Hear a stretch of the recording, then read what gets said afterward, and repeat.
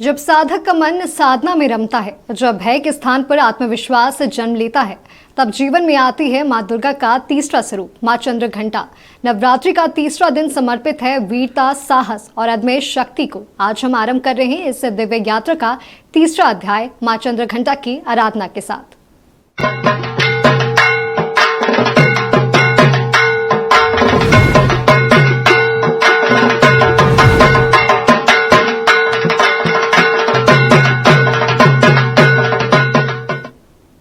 माँ चंद्रघंटा को उनके मस्तक पर अर्धचंद्र के आकार की स्वर्ण घंटा के कारण यह नाम प्राप्त हुआ है। वे सिंह पे सवार 10 भुजाओं वाली और युद्ध रूप में दिखाई देती है, लेकिन उनके स्वरूप से भक्तों को निर्भयता, शौर्य और विजय का वरदान प्राप्त होता है।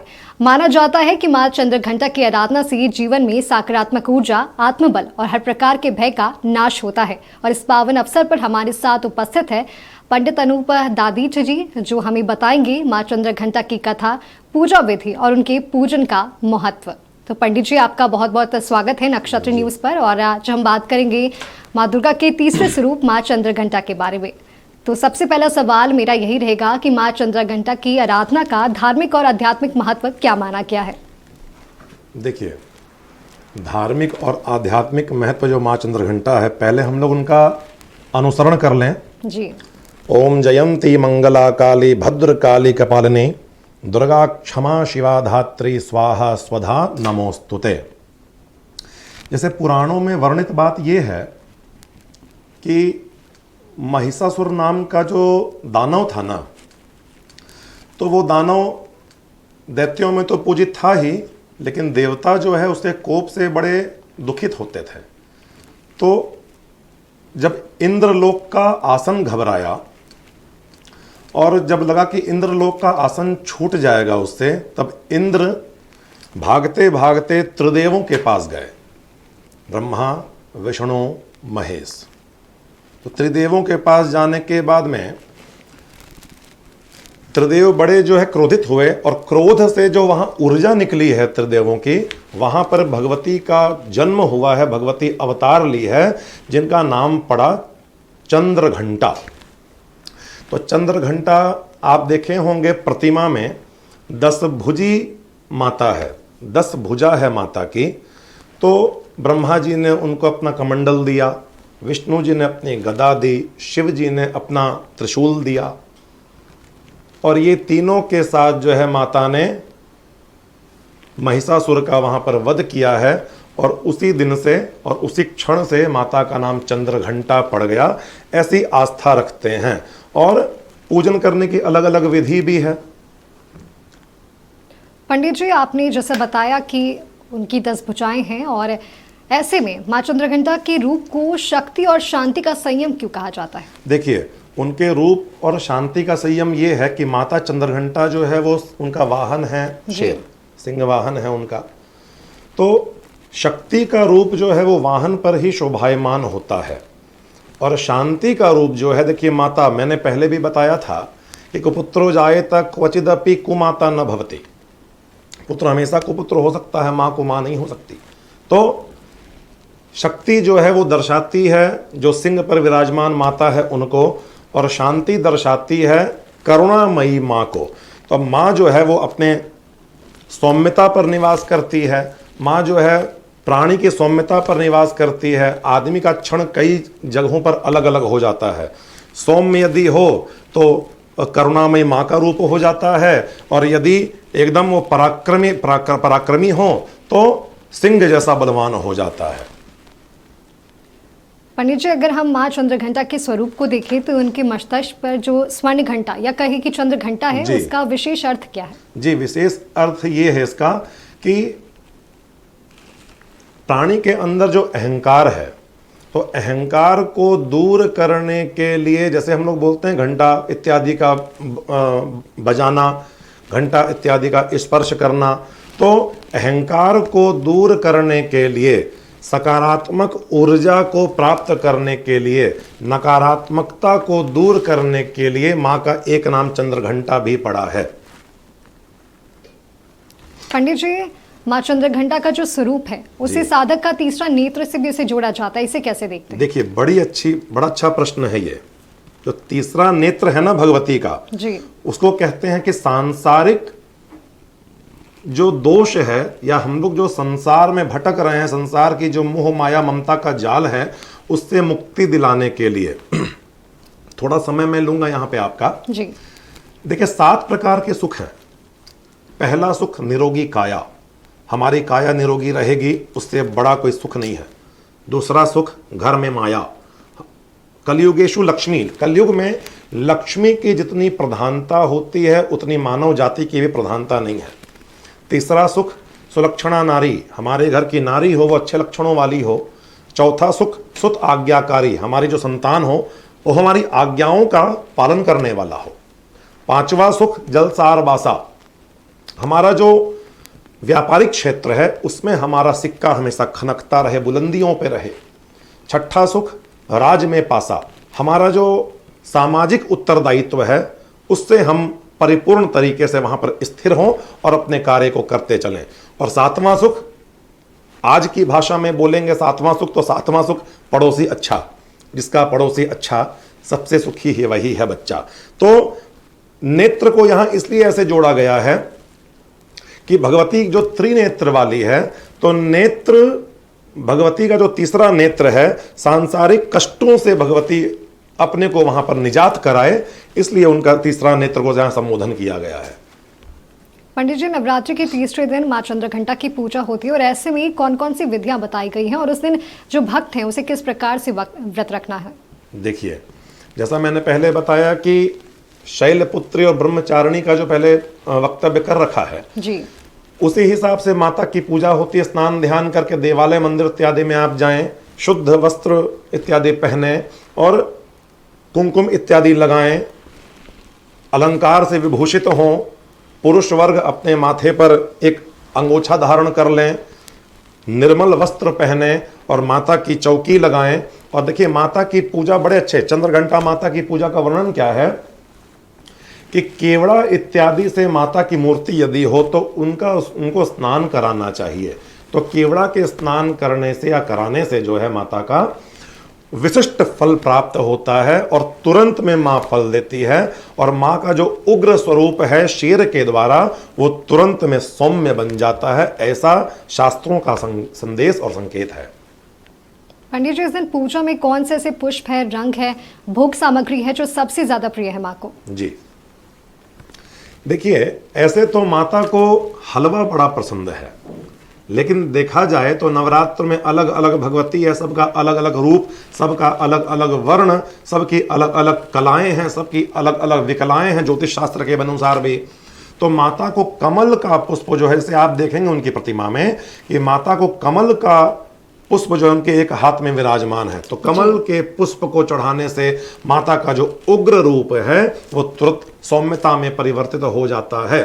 धर्म अर्थ काम और मोक्ष की प्रदात्री माँ है।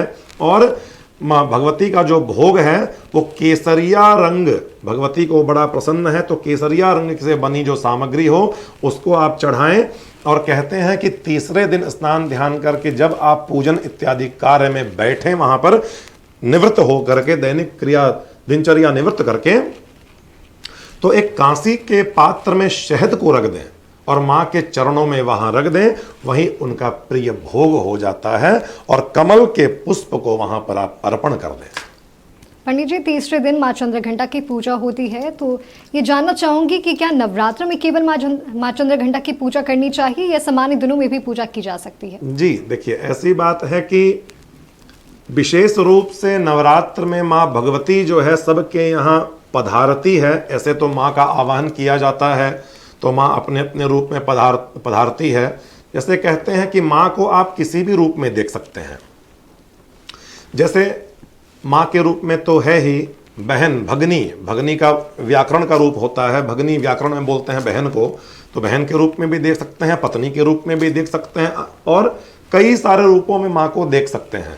तो इनकी पूजा जो है किसी भी काल में तृतीया के दिन, शुक्ल पक्ष की तृतीया के दिन माँ की पूजा वंदना कर सकते हैं। नवरात्र में यदि हम करें तो विशेष फल की प्राप्ति होती है और पूजन जरूर करना चाहिए। पंडित जी, नवरात्र के समय पर जल भरे कलश में नारियल स्थापित किया जाता है, इसका क्या महत्व है? बड़ा अच्छा प्रश्न पूछा। देखिए, यजुर्वेद 4 वेद हैं, सामवेद, अथर्ववेद, ऋग्वेद, यजुर्वेद। यजुर्वेद के जो इधर जो चलता है हमारे झारखंड, बिहार इत्यादि में जो चलता है, यानी पूर्वी भारत बोल लें उनको, तो यजुर्वेद, शुक्ल यजुर्वेद के दूसरे अध्याय का आखिरी मंत्र है। उस मंत्र को मैं पढ़ना चाहूंगा। ओम श्रेष्ठते लक्ष्मीश्च पत्न्याम बहोरात्रे पारस्वे नक्षत्राणि रूपमस्विनो व्यातम गणन्य खाण मुम्मयी खाण सर्वलोकम मयी खाण। इस मंत्र से नारियल को स्थापित करना चाहिए, कलश के ऊपर स्थापित करना चाहिए, और इस मंत्र को यदि आए तो पढ़ लेना चाहिए, अशुद्धि नहीं पढ़नी चाहिए, जिससे खूब सिद्धियां प्राप्त होती है और भगवती का खूब सारा आशीर्वाद मिलता है। धन, यश, वैभव की कामना जो करते हैं उसको श्रीफल का उपयोग, नारियल का उपयोग जरूर करना चाहिए। जी पंडित जी, आपने बहुत सारी चीज़ें बताई हैं माँ चंद्रघंटा की आराधना को लेकर, और आगे भी हम अपनी चर्चा को जारी रखेंगे। और हम बात कर रहे थे माँ दुर्गा के तीसरे स्वरूप माँ चंद्रघंटा के बारे में, और हमारे साथ पंडित जी भी मौजूद हैं। अब हम अपनी चर्चा को आगे बढ़ाते हैं। पंडित जी, इससे पहले हमने जाना था कि ऐसे कौन से फल, फूल और भोग सामग्री हैं जो हम माता को हमें चढ़ाना चाहिए। एक सवाल ये भी है, क्या भक्त साधारण सामग्रियों से भी पूजा कर सकते हैं? जी बिल्कुल कर सकते हैं। भक्त के पास केवल कलश होना चाहिए, तो कलश और नारियल बिठा करके और भगवती का सारा आवाहन कर सकते हैं। देखिए, बड़ा अच्छा प्रश्न पूछा आपने। हर व्यक्ति के पास में उचित साधन नहीं होता है कि वो कई तरह की सामग्रियां ले करके आएं और भगवती को मनाएं। भावना जो है वो मन से जुड़ती है। केवल कलश इत्यादि रख लें, वहां पर माता की पूजा कर लें। अच्छा, विधान क्या है? देखिए, जब कलश रखते हैं हम लोग तो मंत्र आता है कलशस्य मुखे विष्णु। कलश के मुख में जो है विष्णु का वास होता है। कलशस्य मुखे विष्णु कंठे रुद्र समासता। कंठ में जो है साक्षात महादेव हैं। मूले त्वस्त स्थितो ब्रह्मा। मूल में साक्षात ब्रह्मा जी विराजमान हैं। और कलशस्य मुखे विष्णु कंठे रुद्र समासता मूले त्वस्तो ब्रह्मा मध्य मातृगणा स्मृता। सारी मातृकाओं का आवाहन जो है उसी कलश के अंदर विराजमान हो जाता है। तो अन्य किसी सामग्री की बहुत ज़्यादा आवश्यकता नहीं होती। जिसके पास नहीं हो वो इस तरीके से पूजा इत्यादि कार्य सूक्ष्म तरीके से कर सकते हैं, उसका भी विशेष फल ही मिलेगा। पंडित जी, पूजा सभी लोग कर लेते हैं, लेकिन एक चीज़ जो उन्हें नहीं पता होती है आसन और दिशा के बारे में, तो उसका पालन कितना जरूरी है? जी, बड़ा अच्छा प्रश्न पूछा आपने। देखिए, हमारे धर्मशास्त्रों में 10 दिशाएं बताई गई हैं। पूर्व, अग्नि, दक्षिण, नैऋत्य, पश्चिम, वायव्य, उत्तर, ईशान, आकाश और पाताल। तो विशेष करके सूर्य की किरण जब सामने पड़े तो यजमान की दिशा उसी दिशा में हो तो उसे कहा जाता है पूर्व दिशा।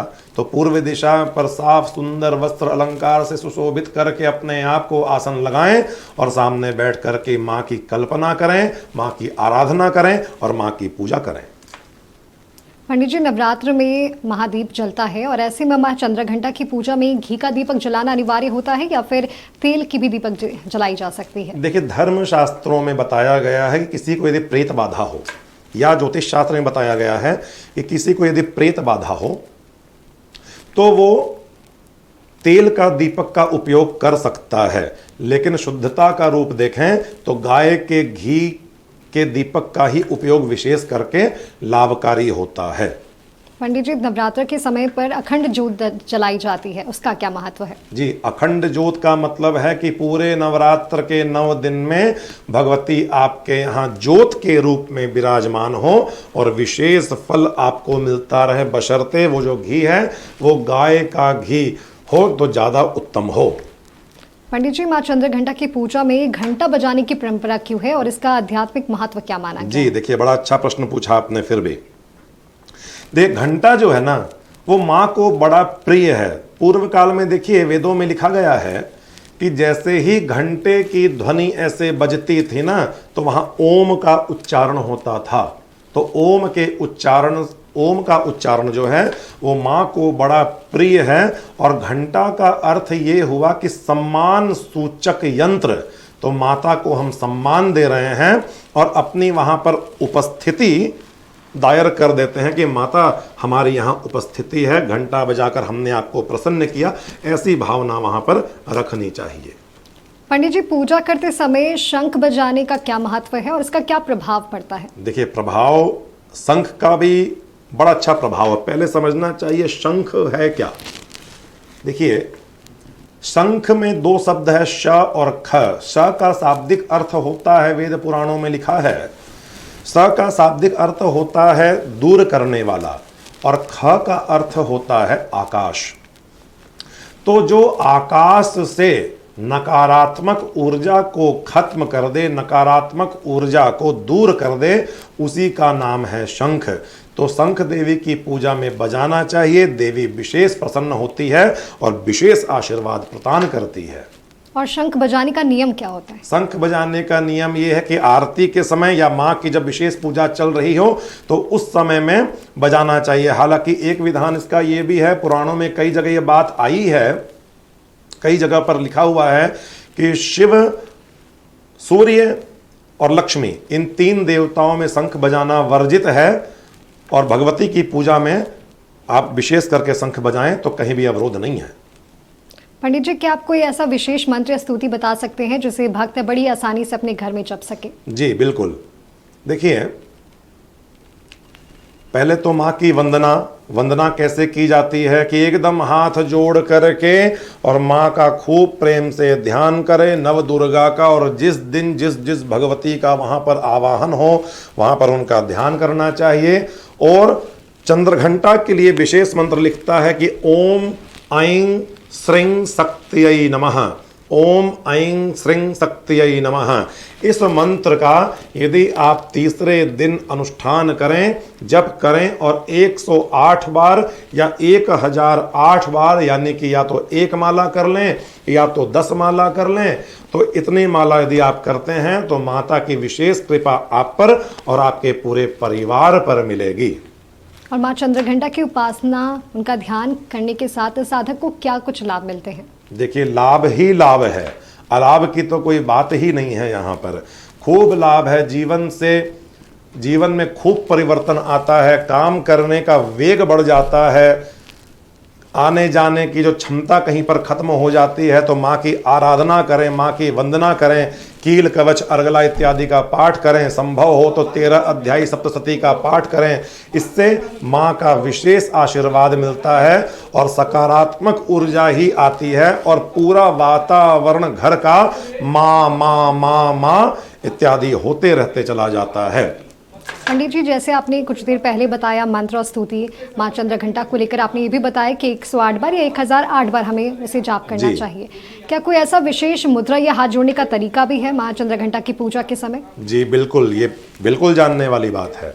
जैसे देखिए, माँ का जो अंग गिरा है भारतवर्ष में या भारत के बाहर भी कहीं कहीं गिरा है, तो भारतवर्ष में सबसे बड़ा स्थान माँ का जो शक्ति पीठ है वो है कामाख्या, जहाँ पर माँ की योनि गिरी है, योनि पीठ बोलते हैं। तो योनि मुद्रा दिखाने से माँ की विशेष कृपा होती है। देखिए, ये दोनों हाथ हमने प्रणाम किया और इस तरीके से इनको मोड़ा, और दोनों तर्जनी उंगली से अनामिका को ऐसे पकड़ा और कनिष्ठा उंगली को अंदर लाया और बीच में से दोनों अंगूठे को ऐसे लाया और मस्तक को प्रणाम किया। इसको बोलते हैं माँ की योनि मुद्रा।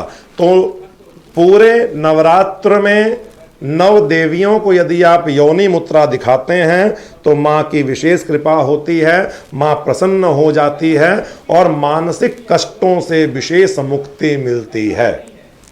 पंडित जी, जैसे माँ चंद्रघंटा को शक्ति और शांति का संगम कहा जाता है, ऐसे में आज की भागदौड़ भरी जिंदगी में माँ चंद्रघंटा के संदेश को हम अपने जीवन में कैसे उतार सकते हैं? देखिए, जैसा कि मैंने पहले भी बताया था शैलपुत्री और ब्रह्मचारिणी में कि ये एक सनातन परिवार में देखा जाए तो प्रत्येक व्यक्ति को ये छोटा सा मंत्र आता है, या देवी सर्वभूतेषु शक्ति रूपेण संस्थिता नमस्तस्यै नमस्तस्यै नमस्तस्यै नमो नमः।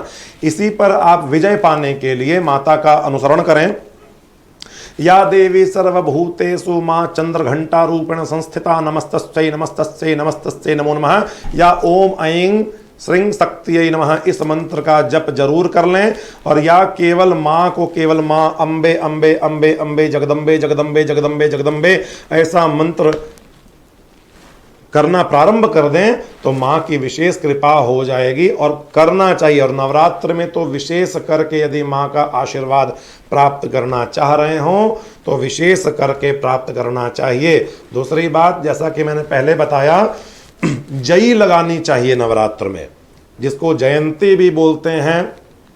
तो वही जयंती मंगला काली भद्रकाली कपालिनी दुर्गा क्षमा शिवा धात्री स्वाहा स्वा नमोस्तुते, इस मंत्र का वहां पर अनुसरण करके माता की जई बोनी चाहिए। जई जब 9वें दिन बड़ी हो जाए तो निकाल करके माता को चढ़ाएं, कान में लगाएं। ये छोटा सा अनुष्ठान आप कर लें तो माता की विशेष कृपा आपको मिलेगी।